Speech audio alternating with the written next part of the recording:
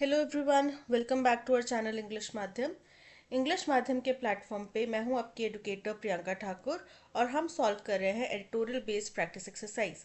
Start करते हैं आज का session with thought of the day, that is motivation is what gets you started but discipline is what keeps you going. यानी कि आप कई बार कोशिश देखते होंगे, खुद को ऑब्जर्व किया होगा कि कोई भी आपके साथ में मोटिवेशनल स्पीकर बात कर रहा है, आप किसी की स्पीच सुन रहे हैं, तो उस टाइम पे थोड़ा सा आपको एकदम रश आता है ब्लड में कि भाई हाँ, मैंने भी ये करना है, मैं कर सकता हूँ, आई एम सो टैलेंटेड, या फिर मैं ये मेहनत करके कर सकता हूँ। फिर जब आप थोड़ा करने लगते हैं, एक दिन बाद, एक घंटे बाद, आधे घंटे बाद वो मोटिवेशन डाउन हो जाता है। क्यों? क्योंकि मोटिवेशन जो है वो आपको एकदम रश ऑफ ब्लड तो देता है, एकदम से आपको एक फायर देता है, ठीक है, ट्रिगर करता है, लेकिन उस फायर को कंटिन्यू बनाए रखने के लिए उसमें फ्यूल डालना पड़ेगा। वो फ्यूल क्या है? वो फ्यूल होता है डिसिप्लिन। अगर जिस भी व्यक्ति की लाइफ में डिसिप्लिन है ना, तो उसके पास मोटिवेशन चाहे हो चाहे ना हो करने का, लेकिन वो उस डिसिप्लिन के जरिए ज़रूर ज़रूर सफल होते हैं। आपने फौजी लोगों को देखा होगा, उनको डिसिप्लिन में ढाला जाता है। जब वो नए नए रंगरूट होते हैं तो उनको उस टाइम पे डिसिप्लिन में ढाला जाता है कि सुबह 4 बजे उठ के उनको 6-7 किलोमीटर, 8 किलोमीटर दौड़ना ही है, 5 किलोमीटर दौड़ना है, रोज दौड़ना है, विदाउट एनी डिले, उनको विदाउट एनी रोक टोक उनको दौड़ना ही है हर दिन। फिजिकल फिटनेस एक पर्पस है जो कि हिडन पर्पस है, लेकिन उनको क्योंकि उनके सीनियर्स की बात माननी है, एक डिसिप्लिन है फौज का, तो उनको ये करना ही करना है। ठीक है, चाहे आप खाली पेट दौड़ो, चाहे आप खा के दौड़ो, लेकिन आपको 5 किलोमीटर रोज दौड़ना है। वो उनकी लाइफ में डिसिप्लिन है। इसीलिए आप देखते होंगे कई फौजी आपके आसपास में होंगे जो रिटायर हो चुके होंगे, उनकी वही रूटीन बना हुआ है, सुबह 4 बजे वो उठ जाएंगे। ठीक है, बिना अलार्म के, कोई अलार्म की भी जरूरत नहीं, बिना अलार्म के वो उठ जाएंगे। क्यों? उनकी लाइफ का डिसिप्लिन बन चुका है, उनकी बॉडी ने खुद को अडेप्ट कर लिया है कि वो सुबह 4 बजे बिना किसी अलार्म के उठ जाते हैं। ठीक है, तो ऐसे ही अगर आपको भी अपनी ज़िंदगी में सफल होना है और आप चाहते हैं कि आप निरंतर मेहनत करें ताकि आप सफल मुकाम पे पहुंचे, तो वो निरंतर मेहनत करने के लिए आपको अपने आप में कुछ बदलाव लाने होंगे, और जो कि एक डिसिप्लिन लाइफ जीने से ही आ सकते हैं। ठीक है, तो इसी बात को ध्यान में रख के हम स्टार्ट करते हैं reading comprehension and practice exercise for SSC CGL 2025। Okay, इससे पिछले लेक्चर में एक स्टूडेंट ने पूछा था कि इसको रीड कैसे करना है। कुछ नए स्टूडेंट्स जुड़े होंगे तो उनके लिए बता देती हूँ। पहले आपको हमारे टेलीग्राम ग्रुप पे जाना है, चैनल पे जाना है।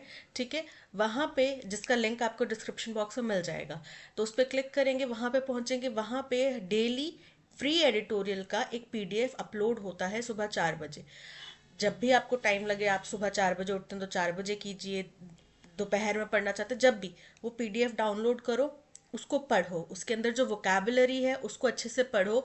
दिन में जो न्यू न्यू कमर्स हैं, जो अभी रिसेंटली हमारे साथ ज्वाइन करे हैं, या जिन अभी अपनी प्रिपरेशन जर्नी स्टार्ट करी है, उस वोकेबलरी को दिन में 3 से 4 बार पढ़ो। आप चाहो, जब आपके लगे कि हाँ अब मैं इसमें गो थ्रू कर सकता हूँ, अब मेरे पास टाइम है या मैं ज़्यादा टाइम देना चाहता हूँ, तब आप हमारा पेड कोर्स भी ले सकते हो, जिसके अंदर और 2-3 एडिटोरियल्स होते हैं जो पेड होते हैं। ठीक है, इसके बाद में आपने उस वोकेबलरी को अच्छे से पढ़ना है। उस वोकेबलरी का यूज़ करते हुए आपने पैसेज को पहले खुद पढ़ने की कोशिश करनी है, खुद सॉल्व करने की कोशिश करनी है। ठीक है, उसके बाद जब आप सारे क्वेश्चंस खुद अटेम्प्ट कर लेंगे, तो आप आएंगे इस वीडियो लेक्चर के ऊपर। सीधे आप वीडियो लेक्चर मत देखो, आप बस क्या कर रहे हो, स्पून फीडिंग करे जा रहे हो। मैं आपको समझा रही हूँ, आपको इस टाइम पे लगता है अरे वाह, ये तो बड़े अच्छे से समझ में आ गया, हाँ मैम ने जो बोला समझ में आ गया, हाँ इसके अकॉर्डिंग तो यही आंसर बनेगा। ठीक है, लेकिन उसके बाद में आपको जो है, जब खुद से करने लगोगे तो आपकी प्रैक्टिस होगी नहीं। तो हमारा इस एडिटोरियल को देने का पर्पस ये है कि आपकी प्रैक्टिस हो। ठीक है, आपको प्रैक्टिस का साधन मिले, राइट। तो वो प्रैक्टिस कैसे होगी? जब आप खुद उसको पढ़ोगे। तो ये आपने तरीका अपनाना है, पहले आपने खुद पढ़ना है, खुद पैसेज को गो थ्रू करना है, खुद आंसर्स लेने हैं, उसके सॉल्व करने हैं सारे 25 क्वेश्चंस। ज़्यादा टाइम नहीं लगता, 1 घंटे का ज़्यादा से ज़्यादा टाइम लग जाएगा, वैसे तो हाफ एन आवर 15 मिनट्स लगेंगे, बट अगर आप बिल्कुल ही शुरुआत कर रहे हैं तो हो सकता है 1 घंटा लग जाए। इसमें भी डिसहार्टन होने की ज़रूरत नहीं है कि आपको 1 घंटा लग रहा है, बाकी बच्चे 15 मिनट में कर रहे हैं। इसमें भी कुछ निराश होने की ज़रूरत नहीं, क्योंकि आप बिगिनर हो। कई बच्चे ऐसे होंगे जिनने बहुत सालों की प्रैक्टिस करी होगी, उसके बाद उनको 15 मिनट लग रहे हैं। तो स्मार्ट वर्क भी तब होता है जब आपने हार्ड वर्क किया हो। ठीक है, तब आपको पता होगा कि स्मार्ट वर्क करने के क्या क्या तरीके हैं। सीधे से आप स्मार्ट वर्क नहीं अप्लाई कर सकते, राइट। तो आप उसको प्रैक्टिस करो, उसके बाद में आप वीडियो लेक्चर देखो, और फिर आपको पता चलेगा कि आपने कौन से पार्ट को कहाँ मिस इंटरप्रेट करा, कहाँ गलत समझा, कहाँ आपका आंसर गलत हुआ। ठीक है, चलिए स्टार्ट करते हैं। इन दी लेटेस्ट चैप्टर मतलब जो लेटेस्ट अभी कुछ हुआ है घटना of long standing fisheries dispute. Long standing मतलब जो लंबे समय से चला आ रहा है। फिशरीज मछली पालन का, मछली से संबंधित है ना, डिस्प्यूट विवाद। तो बोल रहे हैं जो एक बड़े लंबे समय से चला आ रहा मछली की फिशिंग इंडस्ट्री से जुड़ा हुआ जो विवाद है, उसमें जो सबसे लेटेस्ट एडिशन है, लेटेस्ट चैप्टर है, इन द पाक बे रीजन, जो पाक बे का इलाका है, उस इलाके में the Sri Lankan navy arrested 14 fisherman from Tamil Nadu's Ramanathapuram district. तो श्रीलंकन नेवी ने क्या किया है, 14 मछुआरों को तमिलनाडु के रामाथापुरम डिस्ट्रिक्ट से अरेस्ट किया है ऑन February 8 फरवरी को for alleged poaching in waters. Poaching क्या होता है, अवैध रूप से शिकार करना। तो बोल रहे हैं कि यहाँ पे पानी के अंदर अवैध रूप से शिकार करने के लिए उनको गिरफ्तार किया नॉर्थ ऑफ मनार के नॉर्दर्न रीजन में, नॉर्थ साइड में। 2 ट्रॉलर्स वर ऑल्सो इम्पाउंडेड। ट्रॉलर क्या होता है, जो मछली पकड़ने वाली जो बोट होती है वो। तो 2 ट्रॉलर्स भी इम्पाउंड किए गए, यानी कि जब्त कर लिए गए। ऑन January 27 जनवरी को the navy fired at an Indian boat near Delft island. तो बोल रहे हैं कि 27 जनवरी को नेवी ने, जो कि इंडियन बोट के पास में फायर की गई थी डेल्ट आइलैंड में, इंजरिंग 2 फिशरमैन। वहाँ पे 2 मछुआरों को गंभीर रूप से जैसे चोटें लगी हैं। With these arrest, in arrest के साथ में the total number of Indian fisherman detained मतलब जिनको हिरासत में लिया गया है। तो जो टोटल संख्या हो गई है इंडियन मछुआरों की जो कि श्रीलंका द्वारा डिटेन किए जा चुके हैं अब तक इस साल में, ठीक है, हैज़ रिजन टू 77। अभी सिर्फ फरवरी का मंथ आधा भी नहीं हुआ है और 77 हमारे मछुआरे डिटेन किए जा चुके हैं ऑलरेडी। जस्ट लास्ट वीक, पिछले ही हफ्ते, अ श्रीलंकन कोर्ट, एक श्रीलंका की कोर्ट ने released 9 fisherman from Karaikal Puducherry. उन्होंने 9 मछुआरों को कराईकाल पुडुचेरी से रिलीज किया। But 1 other person received a 6 month prison sentence. लेकिन एक और व्यक्ति को 6 महीनों की जेल की सजा हुई। Additionally, इसके अलावा Sri Lankan courts have been imposing hefty fines. Hefty मतलब बहुत भारी। तो बोल रहे हैं इसके अलावा श्रीलंका के जो कोर्ट्स हैं वो इम्पोज कर रहे हैं, यानी कि लागू कर रहे हैं, थोप रहे हैं। क्या कर रहे हैं, हेफ्टी, बहुत भारी भरकम फाइन्स इनके ऊपर लगा रहे हैं। कॉम्प्लिकेटिंग देयर रिलीज, जिसकी वजह से उनकी जो रिलीज प्रोसेस है, जो उनकी आज़ादी का जो प्रोसेस है, प्रक्रिया है, वो और ज़्यादा कॉम्प्लिकेट यानी कि जटिल होती जा रही है। Government data over the past decade, पिछले 10 सालों का जो सरकारी आंकड़ा है, based on responses in parliament, जो कि किसके रिस्पॉन्स में, किसके अनुरूप बताया गया है, किसके आधार पे बताया गया है, पार्लियामेंट में जो जवाब आए हैं सरकार की तरफ से उसके आधार पे ये बात कर रहे हैं। शो दैट, ये दर्शाता है दैट इन 2024 की 2024 में the number of Indian fisherman arrested in Sri Lanka, जितने लोग मछुआरे, हिंदुस्तानी मछुआरे श्रीलंका में अरेस्ट किए गए, cross the 500 mark for the first time in 10 years। 528, इन्होंने पिछले 10 सालों में 500 का आंकड़ा पहली बार पार किया है। और कितने थे 2024 में, 528 इंडियन मछुआरे श्रीलंका द्वारा गिरफ्तार किए गए। देयर वर 787 अरेस्ट इन 2014। 2014 में 787 लोग अरेस्ट किए गए थे। In a letter to external affairs minister S Jaishankar on February 3, बोल रहे हैं एक चिट्ठी लिखी गई external affairs minister S Jaishankar को 3 फरवरी को।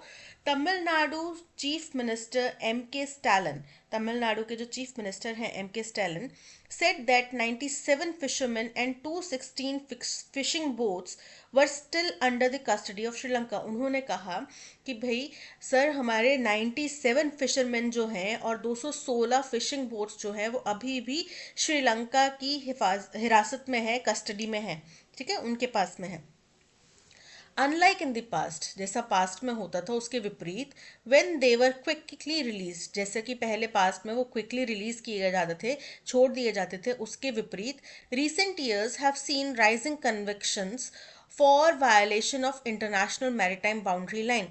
पिछले कुछ सालों में यहाँ पे कन्विक्शन, कन्विक्शन मतलब दोष सिद्ध करना, ठीक है।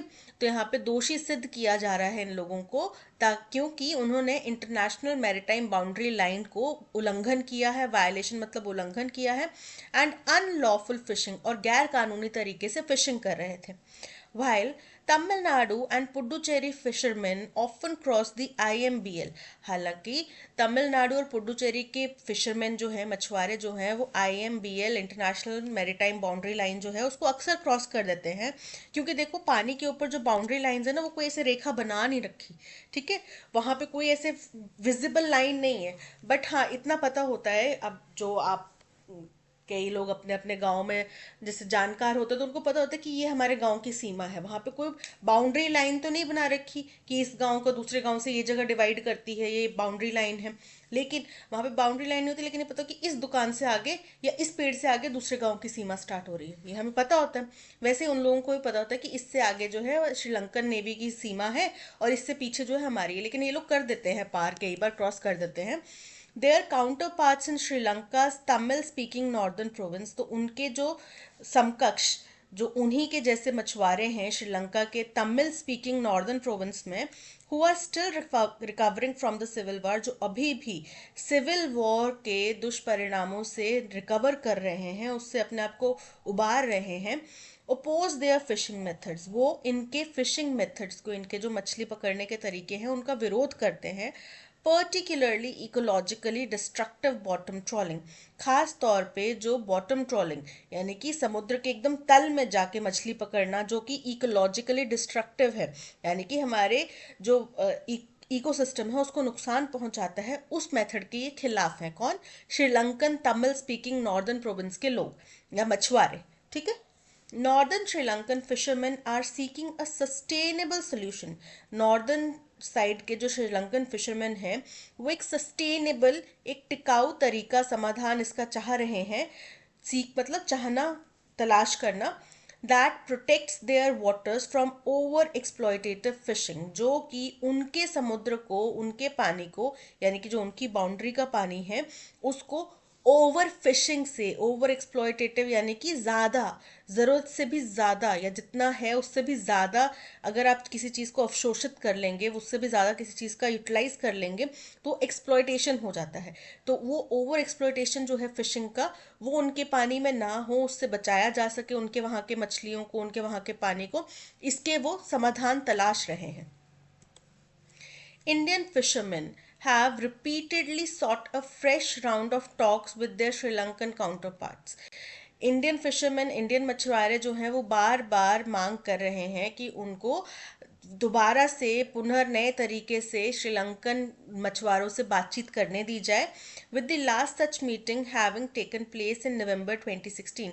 और ऐसी जो लास्ट मीटिंग हुई थी वो नवंबर 2016 में हुई थी। The issue was also raised in the most recent joint working group meeting. ये जो मसला है ये सबसे recent जो joint working group की मीटिंग हुई कोलंबो में लास्ट अक्टूबर, वहाँ पे भी ये मसला उठाया गया। However, हालांकि the Anura Kumara Dissanayake led Sri Lankan government बोल रहे हैं, लेकिन जो अनुरा कुमारा दिस्सानायके की श्रीलंका की सरकार है appears reluctant to negotiate. reluctant मतलब कि अनिच्छुक है, वो नेगोशिएट करने में, बातचीत करने में इच्छा नहीं रखती। New Delhi and Colombo must recognise that a fresh approach is required. New Delhi यानी कि भारत को और कोलंबो यानी कि श्रीलंका को ये समझना पड़ेगा, ये स्वीकार करना चाहिए कि जो फ्रेश अप्रोच है यानी कि नए तरीके से, समस्या नहीं है, समस्या और ज़्यादा जटिल हो रही है तो उसी अकॉर्डिंग आप अप्रोच करेंगे ना, उसी अकॉर्डिंग आप उसको समाधान निकालने की कोशिश करेंगे। Is required to break the deadlock, जो ये डेडलॉक आ गया है, गतिरोध आ गया है, अवरोध आ गया है, उसको तोड़ने के लिए नए तरीके का, नए ओपिनियन का दोबारा से बातचीत की ज़रूरत है।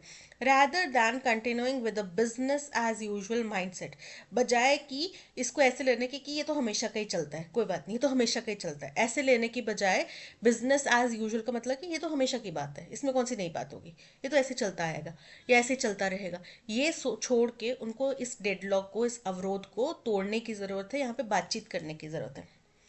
Unlike the cases of Indian fisherman detained in Pakistan, बोल रहे हैं जैसा कि हिंदुस्तानी मछुआरे जो कि पाकिस्तान, बांग्लादेश, सऊदी अरेबिया और कतर में डिटेन किए जाते हैं, उसके अनलाइक यानी कि विपरीत the arrest in Sri Lanka are significantly higher, इसके विपरीत श्रीलंका में जो हिंदुस्तानी मछुआरे को अरेस्ट होते हैं वो बहुत भारी मात्रा में है, बहुत बड़ी संख्या में है.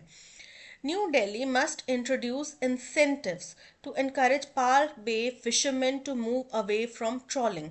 न्यू दिल्ली को यहाँ पे कुछ ऐसे प्रावधान यानी कि भारत सरकार को कुछ ऐसे प्रावधान, ऐसे इंसेंटिव्स, प्रोत्साहन यहाँ पे देने चाहिए जिससे कि पार्क बे इलाके के जो मछुआरे हैं वो ट्रॉलिंग से यानी कि ट्रॉलिंग की प्रक्रिया से वो दूर जा सकें. ठीक है. While this shift will take time, हालांकि देखो बदलाव जो है वो एक क्षण में, एक पल में नहीं होता, बदलाव आने में समय लगता है, तो ये भी बदलाव है. ठीक है. यहाँ पे मछुआरों को ये समझाना कि आप इस तरफ ना जाओ, या ये समझाना जैसे कि श्रीलंकन मछुआरे अब चाह रहे हैं कि डीप सी ट्रॉलिंग ना की जाए, तो हिंदुस्तानी मछुआरों को ये समझाना कि भाई वो आपके पर्यावरण के लिए नुकसानदायक है, या आपको ही फ्यूचर में जाके परेशानियां होंगी, आपको ही फ्यूचर में मछलियां नहीं मिलेंगी. तो ये समझाना मुश्किल काम है और इसमें टाइम लगेगा. तो बोल रहे हैं कि ये जो शिफ्ट है ये टाइम टेकिंग है. Both governments must facilitate immediate discussions between their fishing communities. तो इसके लिए जो दोनों ही तरफ की सरकारें हैं उनको फैसिलिटेट करना यानी कि सुगम बनाना या माध्यम बनाना कि तुरंत डिस्कशन करवाई जाए दोनों तरफ की फिशिंग कम्युनिटीज में, टू फाइंड इंटरिम सोल्यूशन, कि जब तक कि हमारे पास कोई परमानेंट समाधान नहीं होता, या फिर ये जो बात कर रहे हैं कि शिफ्ट विल टेक टाइम, जिस शिफ्ट में, जिस परिवर्तन में, बदलाव में टाइम लगेगा, वो परिवर्तन जब तक नहीं आता तब तक के लिए कुछ इंटरिम सोल्यूशन हमारे पास होना चाहिए, कुछ समाधान हमारे पास होना चाहिए. ठीक है. It is only through proactive diplomacy, ये केवल और केवल सक्रिय डिप्लोमेसी यानी कि कूटनीति के जरिए ही हो सकता है. एंड सस्टेनेबल फिशिंग पॉलिसीज, और सस्टेनेबल यानी कि टिकाऊ फिशिंग के तरीकों से, टिकाऊ फिशिंग की पॉलिसीज के जरिए हो सकता है. That this ongoing conflict can be addressed effectively, कि ये जो निरंतर और इतने लंबे समय से चला आ रहा कन्फ्लिक्ट है, विवाद है, इसको हम प्रभावशाली ढंग से एड्रेस कर सकें, इसे सुलझा सकें. ठीक है. तो ये था पैसेज. आई होप आपको समझ में आया होगा. हुआ क्या है कि अगेन श्रीलंकन साइड से हमारे मछुआरों को पकड़ा गया है पाल्क बे रीजन में, जिसके साथ ही हमारे देश का जो मछुआरों के अरेस्ट का बाय श्रीलंकन गवर्नमेंट आंकड़ा है वो इस साल में 77 का पहुंच गया है. ये आज की कोई नई समस्या नहीं है, कई सालों से, कई समय से, काफ़ी समय से ये समस्या चली आ रही है. वहाँ के मछुआरे यहाँ आ जाते हैं, यहाँ के वहाँ चले जाते हैं, पकड़ा जाता है उनको, फिर एक्सचेंज किया जाता है, डिस्कशन होती है, छोड़ा जाता है. लेकिन अब हमने पिछले कुछ समय में ये शिफ्ट देखा है कि वहाँ की सरकार जो है, श्रीलंकन गवर्नमेंट जो है, वो थोड़ी अग्रेसिव हो गई है इंडियन मछुआरों को लेकर. और ये मीडिया रिपोर्ट्स में बात आए ना आए, डिस्कशन हो नहीं हो, लेकिन श्रीलंका का जो पहले इंडिया की तरफ एक फ्रेंडली रवैया था वो भी चेंज हो चुका है. और जब से नई गवर्नमेंट आई है तो उसके बाद से और ज़्यादा शिफ्ट आ गया है, क्योंकि तो यहाँ पे भी ये हो रहा है, इंडियन मछुआरों के साथ में हेफ्टी फाइन्स, भारी भरकम फाइन्स लगाया जा रहे हैं, जिसके ऊपर कुछ समाधान भी यहाँ पे बताए गए, कुछ क्रिटिसाइज भी किया गया, और काफ़ी सारे यहाँ पे सोल्यूशंस की बात भी की गई. तो ये था पैसेज. चलिए अब चलते हैं क्वेश्चन नंबर 1 की तरफ. What is the tone of the passage. Passage की टोन कैसी है. फर्स्ट है अलार्मिस्ट, चिंताजनक है. तो ऐसा अलार्मिस्ट नहीं है, लेकिन हाँ ये एक समस्या है और नई समस्या नहीं है, पुरानी समस्या है. तो अलार्मिस्ट तो बिल्कुल भी नहीं है. ठीक है. क्योंकि कंसर्न ज़रूर यहाँ पे उठाया गया, लेकिन ऐसा कंसर्न नहीं है कि जिसको रिजॉल्व नहीं किया जा सकता, या ऐसा कंसर्न नहीं है कि अरे बाप रे अब इसके बाद क्या होगा. ठीक है. ऐसा कंसर्न नहीं है. सरकास्टिक, सरकास्टिक बिल्कुल नहीं है, किसी का मजाक नहीं उड़ाया जा रहा, किसी का व्यंग नहीं किया, किसी के बारे में व्यंग नहीं किया जा रहा, तो सरकास्टिक भी नहीं है. क्रिटिकल येट सोल्यूशन ओरिएंटेड, हाँ क्रिटिसाइज किया गया है.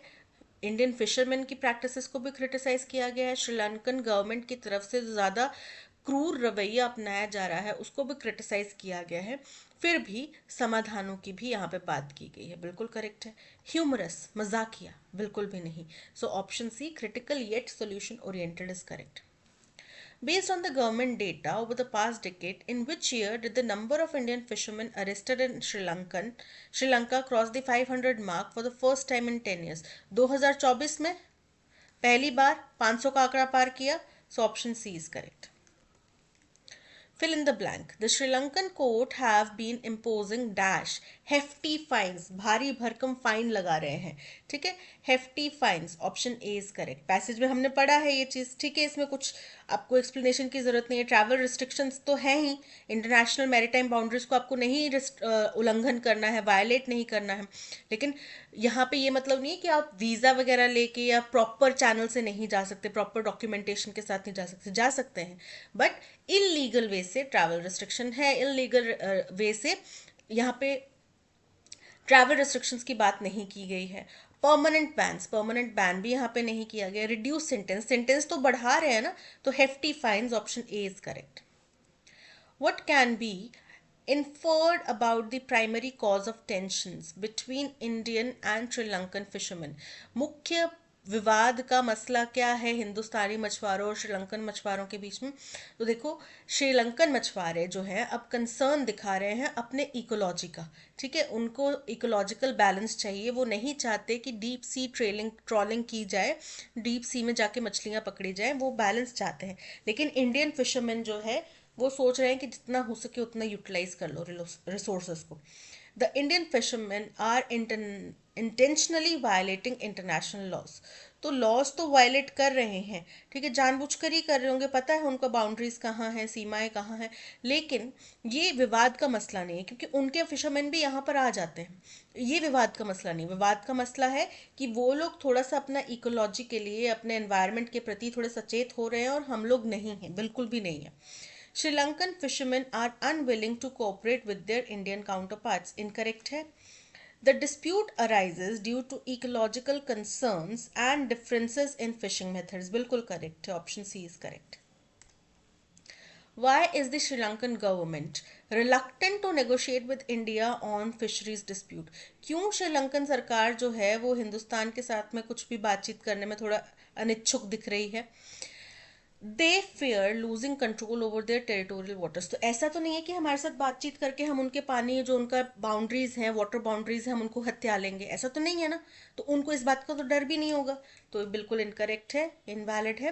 दे believe previous negotiations have not resulted in meaningful change. बिल्कुल करेक्ट है कि पहले की जो भी बातचीत है उसमें एक गतिरोध आ गया, एक अवरोध आ गया. ठीक है, एक फुल स्टॉप आ गया. तो अब उस फुल स्टॉप के आगे कुछ डिस्कशन हो नहीं पा रहा. तो उनको शायद ऐसा लग रहा हो कि पहले कभी सोल्यूशन निकला नहीं, तो अब क्या हो जाएगा. बट बातचीत करने से ही आज नहीं तो कल समाधान निकलेंगे. ये टेरिटोरियल बाउंड्रीज हैं, ये एक पति पत्नी के बीच का मसला नहीं है कि हमारी बात नहीं बन रही, डिवोर्स ले लो, बात खत्म, फिर हम अपने अपने रास्ते. ऐसा नहीं हो सकता. इंटरनेशनल मैटर्स हैं, एक दूसरे की जरूरत पड़ती है.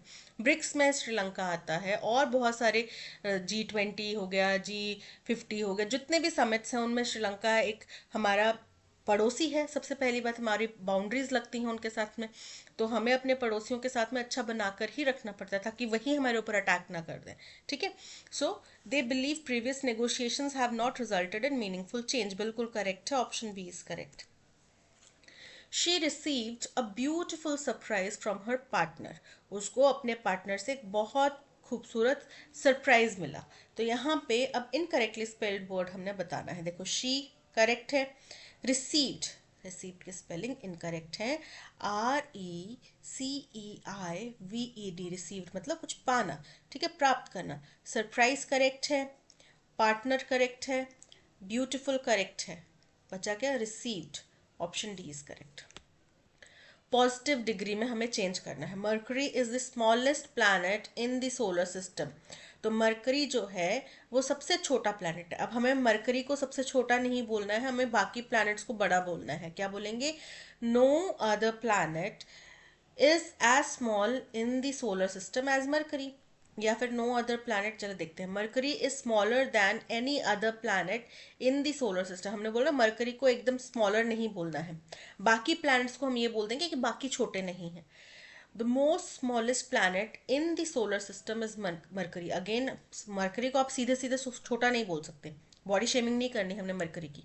Mercury is the smallest planet than any other one. No other planet is as small as Mercury in the solar system. हम बोल रहे हैं बाकी प्लैनेट्स बड़े हैं, मरकरी छोटा नहीं है, रुपए की कीमत नहीं गिर रही है, डॉलर मजबूत हो रहा है। So option D. Grammatical error हमें बताना है किस भी सेंटेंस में है। She asked an easy question and I took an hour to crack it. उसने बड़ा सी सिंपल सा, बड़ा ही आसान सा सवाल पूछा था, लेकिन मुझे 1 घंटा लग गया उसका जवाब ढूंढने में। सो इसमें कोई एरर है।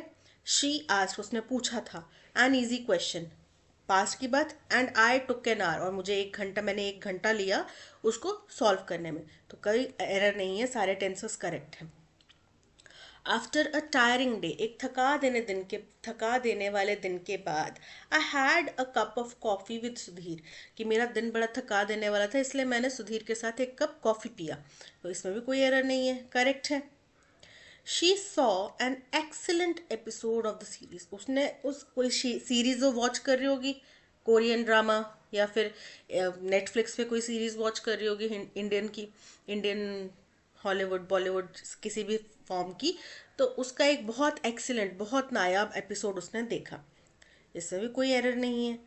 There is a man sitting beside cat. अब बिसाइड है ना, कि वो कैट के पीछे बैठा है। तो कौन सी cat? Sitting beside a cat, की कोई एक कैट है उसके पीछे वो बैठा हुआ है, या फिर मेरी बिल्ली थी उसके पीछे वो बैठा हुआ था।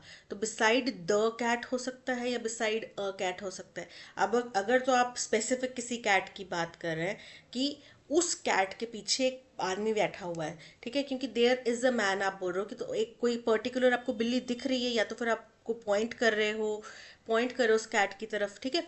तो यहाँ पे क्या होगा, there is a man sitting beside the cat. Option D में एरर है। World Press Freedom Day will be dedicated to the importance of journalism and freedom in expression। freedom in expression नहीं होता, freedom of expression होता है। in the context of current global environmental crisis, जो world Press Freedom day है वो dedicate किया गया, किसी को समर्पित किया गया, किस चीज को समर्पित किया गया?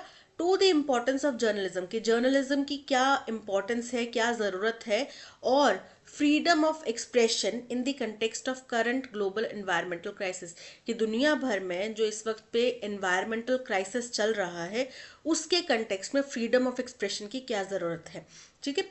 यानी कि आप खुल के अगर ये बात नहीं कर सकते कि वाकई में ग्लोबल वार्मिंग हो रही है, दैट मीन्स आप उसको डिनाई कर रहे हैं, और ये अब ऐसी स्थिति है, an action delayed is action denied. यहाँ पे अब अगर आपने डिले किया तो मतलब आपने मना कर दिया वो एक्शन लेने से, ठीक है। अब स्थिति ऐसी बन चुकी है। तो फ्रीडम ऑन एक्सप्रेशन नहीं होगा, फ्रीडम एट नहीं होगा, फ्रॉम नहीं, फ्रीडम ऑफ एक्सप्रेशन, ठीक है। So option D is correct. Dolphins are named among the intelligent animals on earth। Most intelligent, जो पूरी दुनिया में सबसे इंटेलिजेंट जानवर हैं उनमें से एक है डॉल्फिन, ठीक है। तो बाकी जानवरों से सुपरलेटिव डिग्री में आ रहे हैं। Dolphins are named among the most intelligent animals, ना कि मोर इंटेलिजेंट, ठीक है। Most, option C is correct. The allowance that is given by a husband to his wife on separation। कोई हस्बैंड वाइफ सेपरेट होते हैं तो बच्चे हैं, बच्चों की कस्टडी वाइफ के पास जाती है, तो जो पति को अपनी वाइफ को भत्ता देना पड़ता है उसको क्या बोलते हैं? वाइफ ने 2 करोड़ की एलिमनी डिमांड करी, क्या बोलते हैं? एलिमनी। फर्स्ट है अफायंस्ड, अफायंस्ड का मतलब होता है मंगेतर, ठीक है। मैट्रिमोनियल, विवाहिक। डाउरी, दहेज, पति को वाइफ की तरफ से शादी पे जो मिला वो दहेज, और पत्नी को पति की तरफ से डिवोर्स पे जो मिला वो alimony. Option D is correct. The teacher asked us to dash our homework by tomorrow. तो टीचर ने आपको आपका होमवर्क कंप्लीट करने के लिए कहा होगा। कंप्लीट्स, कंप्लीट्स जो है वो मतलब है कि वो टास्क कंप्लीट करा जा रहा है, कर दिया गया है, ठीक है, जो कि सब्जेक्ट के साथ में सही नहीं है। कंप्लीटेड पास्ट टेंस में आ रहा है, लेकिन टुमारो तो फ्यूचर है। कंप्लीटिंग, कंप्लीटिंग जो है वर्ब की जेरेंट फॉर्म में, जो यहाँ पे करेक्ट नहीं है, तो क्या आएगा? Option D, complete, D is correct. The library books were long dash there pages bearing the weight of the passage of time. तो जो लाइब्रेरी में बुक्स थी वो लंबे समय से ओवर डेट, ओवर डेट मतलब कि जैसे कि हम आम बोलचाल की भाषा में बोलते हैं कि ये ओवर डेट हो चुका है, यानी कि एक्सपायर हो चुका है, इसकी डेट से ज़्यादा समय हो गया है। ठीक है, वैसे तो ऐसा कोई शब्द होता नहीं, लेकिन जो आम बोलचाल की भाषा में हम बोलते हैं ओवर डेट मतलब कि एक्सपायर हो चुका है। ओवर ड्यू, ओवर ड्यू मतलब लंबे समय से पेंडिंग है, तो लॉन्ग ओवर ड्यू। ठीक है, यहाँ पे करेक्ट बैठ रहा है। ओवर ड्रू, ओवर ड्रू मतलब किसी चीज के ऊपर अ, और ज्यादा पैसे खींचते जाना है। जैसे कि आपके पास बैंक की लिमिट है 15,000 की, वैसे लिमिट से ज्यादा तो ले नहीं सकता, पर मान लो कि आप किसी व्यक्ति से 15,000 रुपये ले सकते थे, लेकिन आपने उससे कैसे ना कैसे करके 20-25 हजार ले लिए, तो आपने ओवर ओवर ड्रॉ कर लिया। ठीक है, ओवर डू, ओवर डू मतलब कुछ अधिक करना, तो यहाँ पे overdue is correct, B is correct. कि वो इतने लंबे समय से पेंडिंग थी कि उनके जो किताबों के जो पेजेस थे उन पे जो समय बीता है उसका भार आया है, यानी कि वो वेयर एंड टेयर हो गया है उस किताबों के ऊपर। The bat flew silently through the night, searching for insects to eat. The bat in this context refer to, bats क्या होते हैं? बैट एक मैमल होता है। अब ये खेलने वाला बैट तो नहीं है, बैट एक मैमल होता है जो निशाचर प्राणी है, जो इंसेक्ट्स वगैरह को कंज्यूम करता है। सोनिक वेव्स छोड़ के वो आइडेंटिफाई करता है कि उसका प्रे कहाँ है। ठीक है, रात के समय में उड़ता है, उल्टा लटक के सोता है पेड़ों के ऊपर दिन में। सो mammal known for nocturnal flight and insect consumption. Option A is correct. A measurement unit in digital information system. A wooden tool यानी कि बल्ला, बैट बॉल वाला bat, utilized in sports like baseball or cricket. The act of delivering a forceful strike or hit. तो यहाँ पे इस bat की भी बात नहीं हो रही, ऑप्शन ए की बात हो रही है। Thousands of people were killed by the train accident that took place last Wednesday. तो बोल रहे हैं पिछले बुधवार को जो ट्रेन एक्सीडेंट हुआ, उस ट्रेन एक्सीडेंट में कई हजार लोग मारे गए, ना कि उस ट्रेन एक्सीडेंट से कई हजारों लोग मारे गए। उस ट्रेन एक्सीडेंट में मारे गए, तो किल्ड इन होगा ना कि किल्ड बाय। ठीक है, ट्रेन एक्सीडेंट के जरिए से नहीं मारे गए, ट्रेन हादसे में मारे गए लोग। ठीक है, so option A is correct. I will try to dash because he is a good friend of mine. I will try to show him the door. मैं उसको दरवाज़ा दिखाने की कोशिश करूँगा। Stop him in his tracks. उसको रोकूंगा। Avoid him like a plague. उसको किसी बीमारी की तरह, किसी प्लेग की तरह अवॉइड करूँगा। Get him off the hook. उसको जिम्मेदारी से, किसी परेशानी से, किसी दोष से मुक्त कराऊंगा, क्योंकि मैं उसका अच्छा दोस्त हूँ। तो अच्छा दोस्त तो यही करेगा ना कि उसकी परेशानी से उसको रिमूव करेगा। सो option D is correct. Synonym बताना है एक्सट्रिंसिक का, तो उसके लिए आपको उसका मीनिंग पता होना चाहिए। मीनिंग पता होने के लिए आपको क्या करना पड़ेगा? वोकैबुलरी पढ़नी पड़ेगी। Samira is a lady who needs extrinsic motivation and will not work on her own. Samira एक ऐसी महिला है जो नीड्स, चाहती है, एक्सट्रिंसिक बाहरी motivation, and will not work on her own.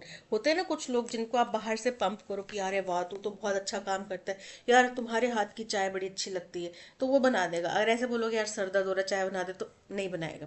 तो उनको मोटिवेशन चाहिए। कई लोगों को तो मस्खे भी लगाने पड़ते हैं, मस्खे से काम करते हैं, अदरवाइज काम नहीं करते। तो एक्सट्रिंसिक का सिनोनिम क्या होगा?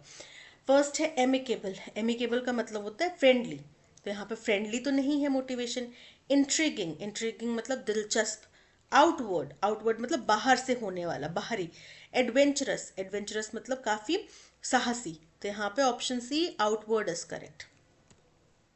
He was not able to answer as the question was ambiguous. Ambiguous का हमें एंटोनिम बताना है। ambiguous का मतलब क्या होता है? अस्पष्ट, अनक्लियर। तो इसका ऑपोजिट क्या हो जाएगा? क्लियर। फर्स्ट है क्लियर, तो ये ऑपोजिट हो गया, एंटोनिम हो गया।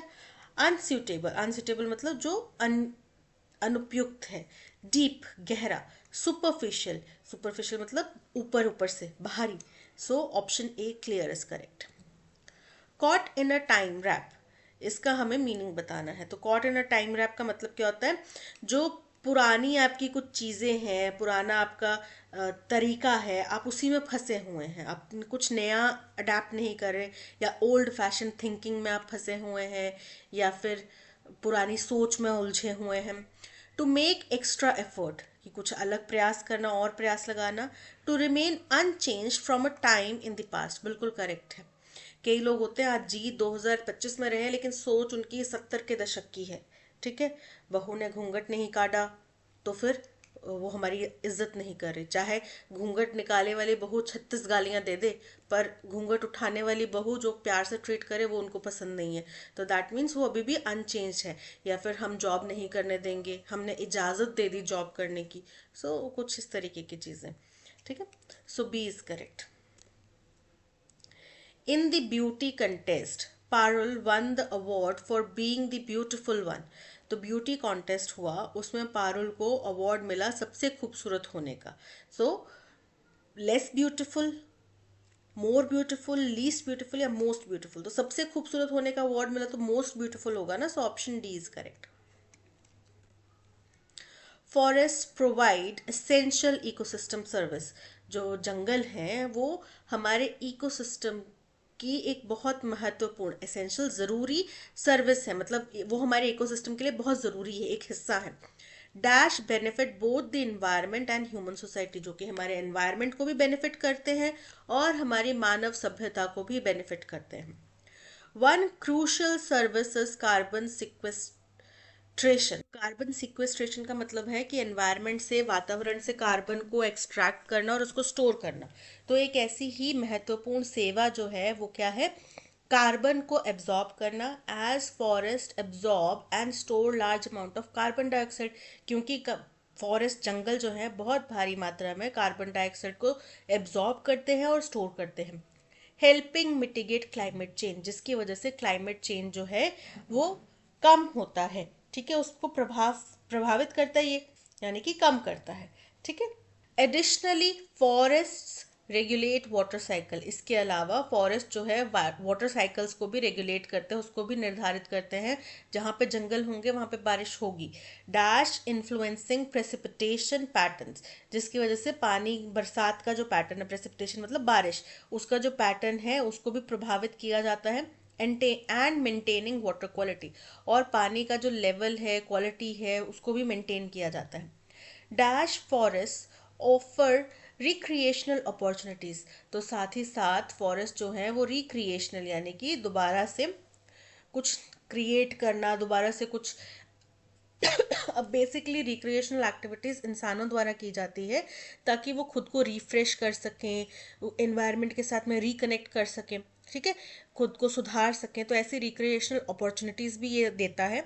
कल्चरल सिग्निफिकेंस रखता है। कई धर्मों में, कई समुदायों में पेड़ पौधों को पूजा जाता है, जंगल को पूजा जाता है।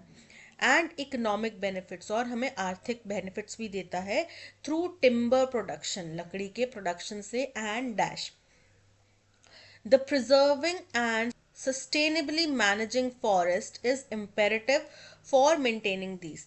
तो अब जंगलों को प्रिजर्व करना और सही ढंग से उनको मैनेज करना ये इम्पॉर्टेंट है ताकि हम इन्हें बरकरार रख सकें। डैश इकोसिस्टम सर्विस, ताकि वो हमारे को इकोसिस्टम सर्विस देते रहें। Forest provide essential ecosystem services dash benefit both, जो कि दोनों environment और human society को फायदा देती हैं। then मतलब किसी समय पे, उस समय पे। this ये, than कंपैरिजन हो रहा है दो चीजों के बीच में। that मतलब कि जो कि फॉरेस्ट जो कि हमें बेनिफिट देते हैं, जो उनकी इकोसिस्टम सर्विस है वो हमें बेनिफिट देती है। So option A that is correct. Additionally forests regulate water cycles dash influencing precipitation patterns, about किसी के बारे में, by कैसे करते हैं वो वाटर साइकिल को रेगुलेट, कि वो बारिश को, प्रेसिपिटेशन पैटर्न्स को, बारिश के पैटर्न्स को और वाटर क्वालिटी को मेंटेन करते हैं, उसको प्रभावित करते हैं। तो बाय इन्फ्लुएंसिंग या बाय मेंटेनिंग होता है। So option B is correct. Off मतलब अलग होना, तो यहाँ पे अलग होने की बात नहीं की जा रही। बिटवीन मतलब दो चीज़ों के बीच में, तो यहाँ पे बीच की बात नहीं की जा रही, एंड कहा जा रहा है। और वो मेंटेन करता है, तो फॉरेस्ट में वाटर साइकिल को रेगुलेट करने के लिए हमें इन दोनों ही चीज़ों की ज़रूरत है। तो इन दोनों में से किसी एक चीज़ को करने से नहीं होगा, तो क्या होगा, by. Option B is correct. Dash forest offer recreational opportunities as long as, यानी कि जब तक, ठीक है, जब तक कोई है, चीज़ है तब तक। दो हालांकि, whatever मतलब कि जो भी, moreover, मोर ओवर का मतलब होता है इसके अतिरिक्त, इसके अलावा। तो जो चीज़ें अभी तक फॉरेस्ट ने दी हमने काउंट करी, उसके अलावा यहाँ पे हमें रिक्रिएशनल अपॉर्चुनिटीज़ भी मिलती हैं, कल्चरल भी इनकी महत्वता है, और इकोनॉमिक बेनिफिट्स भी मिलते हैं। तो यानी कि option D moreover is correct. Timber production and dash industrialisation, industrialisation के माध्यम से हमें बेनिफिट मिलता है। तो इंडस्ट्रियलाइजेशन के माध्यम से अगर बेनिफिट मिले फॉरेस्ट का, तो उसमें तो सारे पेड़ पौधे नष्ट हो जाएंगे। डिफॉरेस्टेशन, डिफॉरेस्टेशन मतलब जंगलों का कटाई। तो इको टूरिज्म, इको टूरिज्म आजकल बहुत सारे लोग जो है ना पर्यावरण के प्रति बहुत जागरूक हो गए हैं। जैसे जैसे लोगों को समझ आ रहा है कि ग्लोबल वार्मिंग किस हद तक विनाशकारी है, और हमारे ऊपर सबसे ज़्यादा प्रभाव पड़ने वाला है इंडस्ट्रियलिस्ट के ऊपर। जो दुनिया का 1% अमीर तबका है उसके ऊपर इसका असर नहीं पड़ेगा, क्योंकि वो दुनिया का 90% वेल्थ कंट्रोल करता है, उनके पास पैसा है। फर्क पड़ेगा उस 99% के ऊपर जिसके पास में पैसा नहीं है। तो ऐसे कुछ लोग अवेयर हो रहे हैं इस बारे में। तो वो जो लोग अवेयर हो रहे हैं वो इको टूरिज्म को बढ़ावा दे रहे हैं। इको टूरिज्म बहुत फल फूल रहा है, तो उस जरिए से इको टूरिज्म के माध्यम से हमें बेनिफिट हो सकता है economic. So option C is correct. Degradation, degradation मतलब किसी चीज की क्वालिटी में गिरावट आना। Thus, preserving and sustainably managing forests is imperative for maintaining these. इसलिए फॉरेस्ट को प्रिजर्व करना और उनको सस्टेनेबल तरीके से मैनेज करना बहुत ज़रूरी है इस चीज़ को बरकरार रखने के लिए। These dash ecosystem services, these vital बहुत महत्वपूर्ण, बहुत ज़रूरी। तो वाइटलाइज, वाइटलाइज मतलब कि जीवन देना। वाइटैलिटी, वाइटैलिटी का मतलब होता है जीवन शक्ति। वाइटली, वाइटली मतलब एक एडवर्ब है जिसका मतलब होता है बहुत इंपॉर्टेंट रूप से, और यहाँ पे आएगा vital. Option C is correct. That's all, आज के सेशन में इतना ही। Thank you so much for watching. अगर आपको कंटेंट पसंद आया हो तो आप लाइक, शेयर और सब्सक्राइब जरूर कीजिएगा। मिलते हैं नेक्स्ट सेशन में। Till then keep learning and keep practising. Bye bye.